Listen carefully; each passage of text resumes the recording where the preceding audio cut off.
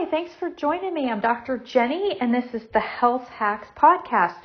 We are talking today about the truth about weight loss drugs, the things that you need to know before you inject. It might seem like semaglutides and the weight loss shots that are now available are the quote-unquote easy button way to lose weight. Just shoot yourself up with this. You lose 15% of your body weight in a year on average. Great news, right? It's all the rage, to be honest. We talk to a lot of people who are really frustrated. They feel like they've tried everything that they can, and they just are like, I just want the easy button.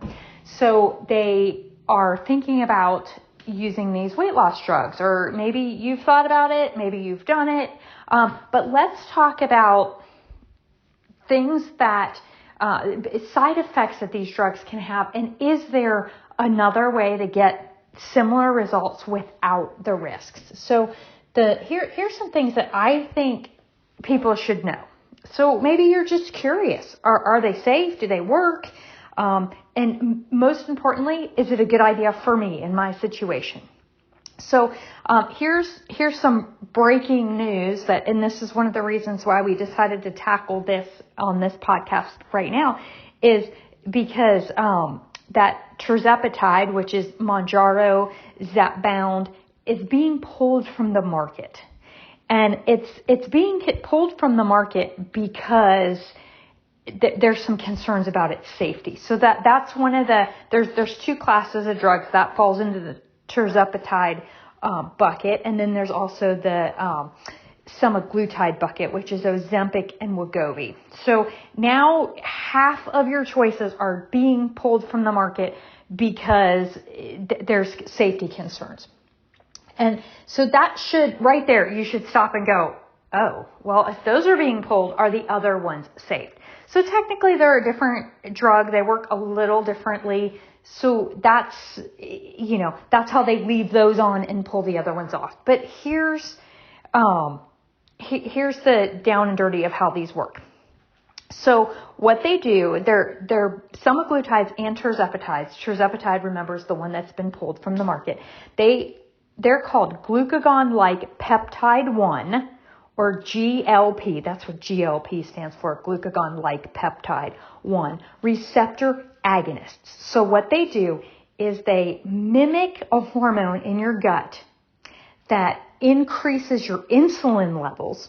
So insulin is a hormone produced by your pancreas in response to sugar in the bloodstream.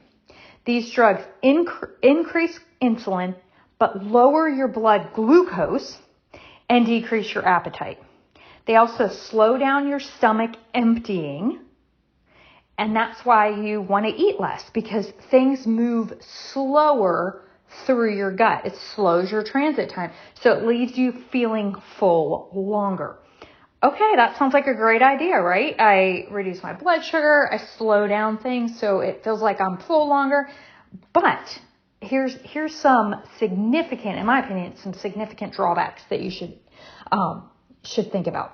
So increased insulin and lowered blood sugar is a setup to insulin resistance or type 2 diabetes. So while you will lose weight with this, what you're doing is you're increasing your insulin and making your pancreas work harder. And over time, you become insulin resistant, and that is the mechanism of type 2 diabetes. So I don't love that for that reason. Also, when you start slowing down the transit time and the emptying in the stomach, things start to rot and putrefy in the gut. You end up with digestive complications, constipation. It's really not a good gut health thing. There's some significant GI issues with that. So, okay, here's some other downsides. With tirzepatide being pulled from the market, and it's being pulled because there's concerns over the safety, effectiveness, and the long term. What does this do to someone in the long term? That's a good question, right? They're starting to question that. And so now we're left with only semaglutides, and that's the Wegovy and the Ozempic pot right there of drugs. And so what are the concerns with those? They're expensive. The retail price of Wegovy is over $1,600 a month if your insurance isn't paying for it. So people are struggling to afford, groceries. How are they going to have another $1,600 in their pocket to pay for weight loss? So insurance coverage in this instance is very inconsistent. I'm sure some people's insurance covers it, but by far and away, most insurance is not covering that. So, okay, that's one huge drawback, that $1,600 plus a month price tag. Another drawback is the side effects. Here are some of the risks: thyroid tumors, pancreatitis, sometimes fatal cases of pancreatitis, gallbladder disease, stomach paralysis. That's tied to slowing down that transit time. Gastroparesis is the big fancy doctor word for that. We talked about that.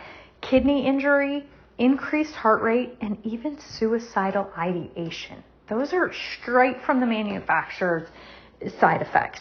So I don't know about you, but that doesn't sound that great to me.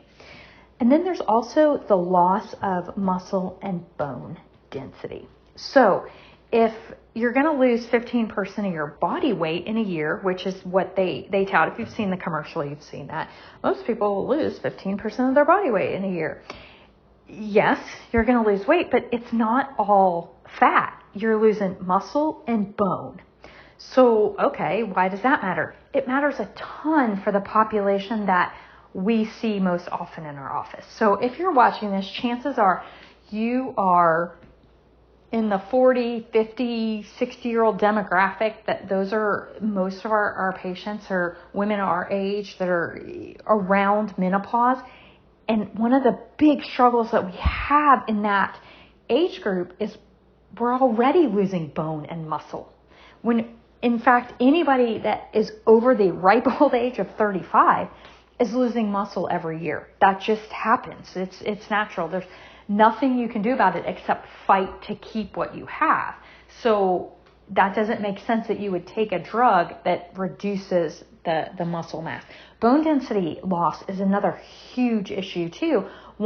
Especially with women, once they hit menopause and they lose the protective effects that estrogen has on bone building, then they really start to struggle. So especially if you're menopausal or postmenopausal, I would really think long and hard about whether you want to take that hit on the bone loss. If you're a man and you're listening to this, that doesn't mean it doesn't apply to you, but it's, most of the people we see are female, and it has a special implication just because of how estrogen impacts bone density in women. And women tend to be smaller in stature, and so especially if you're someone who's Asian or small boned or someone who is already at an increased risk of developing osteoporosis, just think about that. This is what I think is a big downside to this too, is that you need to continue to use these to see the benefits. So in order to maintain your weight loss, you might lose 30 pounds or whatever in a year, but you have to keep taking the drug. And it even says on there, this is designed to be used with proper diet and exercise. Well, if you just did the proper diet and exercise, would you not have the same results? That's what kills me on all those medication ads, is they act like it's the medication, but really it's the habits and the lifestyle changes that you're building.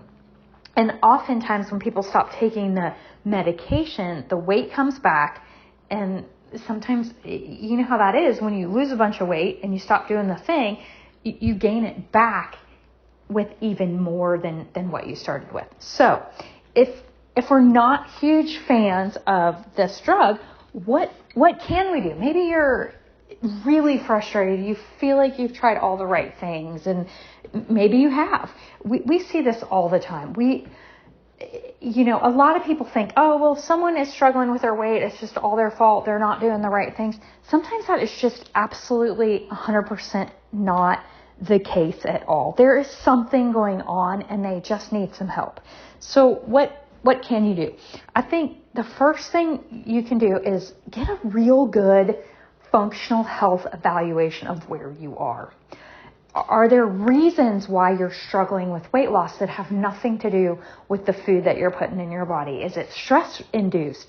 Is it hormonal issues? Are there things like that we look at labs, a comprehensive workup on people all day long, every day. So we can help. We look at that and we go, oh yeah, look at this person's stress hormone. No wonder they're struggling to lose weight. Because cortisol, the stress hormone, will cause your body to think that it needs to have extra energy available all the time. So it raises your blood sugar, you have trouble losing weight. It's just this whole cascade of things. And what most doctors are going to do is look at that and go, oh, well, you're not diabetic, don't worry about it.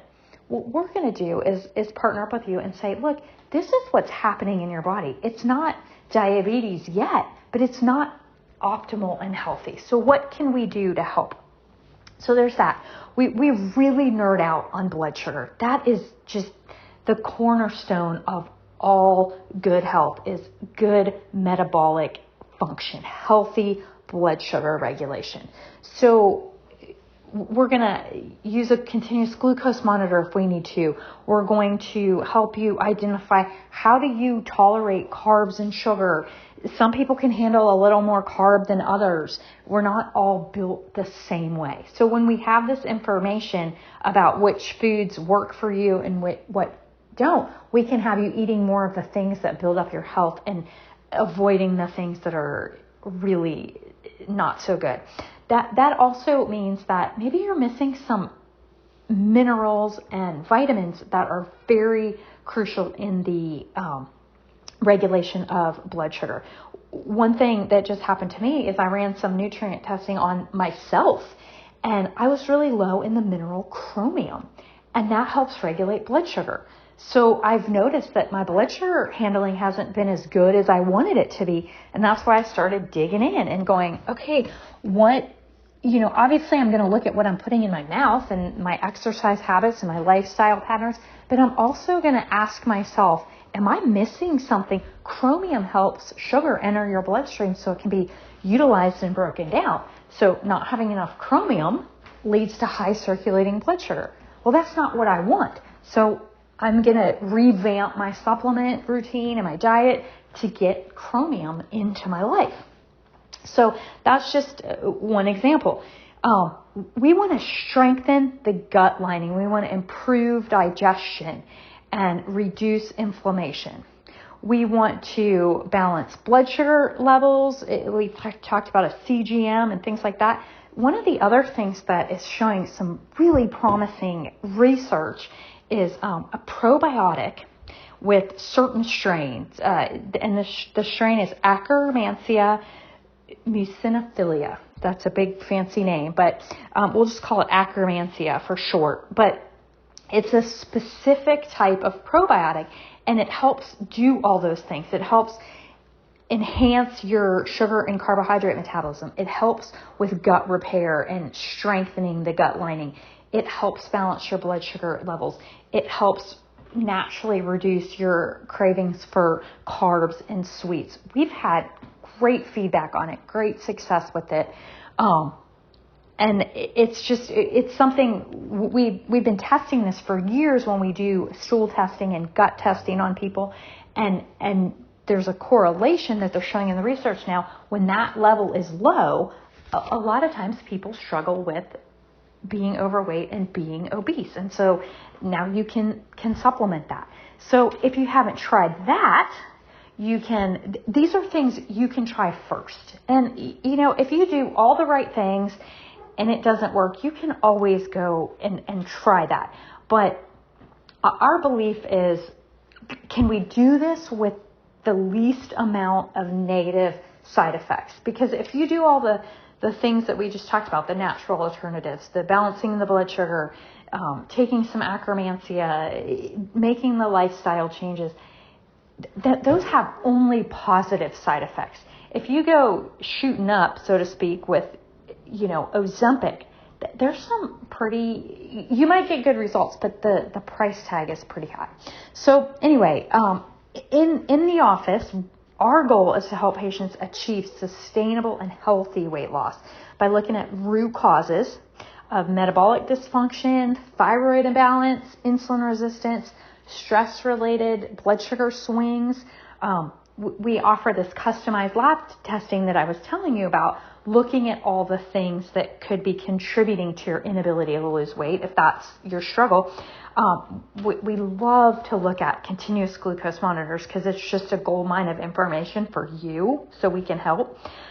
We can also do things like berberine and different supplements and prepare a customized supplement routine for you. I was talking about me needing some chromium. Well, maybe you need magnesium and I need chromium and Tara needs something else. We just don't know what we don't know if we don't test.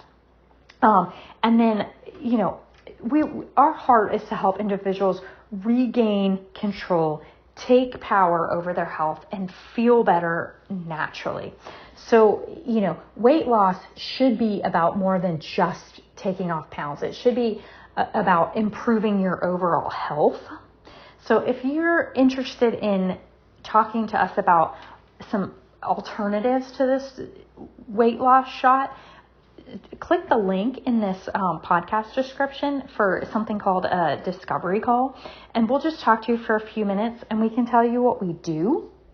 And you can also call the office. The phone number is 417-598-0080. And, whether you live and we're in the Branson area, you can certainly come see us in the office. We love to see people in office. We can also talk to you if you're listening from somewhere outside this area, we can talk to you about, could we help you from, a distance and what that looks like. So anyway, I hope that you found this, helpful when you're considering, how do I lose weight? Because that is a big deal for a lot of people. So we want to acknowledge that. We want to help you do that. So if we can help, we're here to listen. We're here to help. Okay. Thanks for listening and have a blessed day.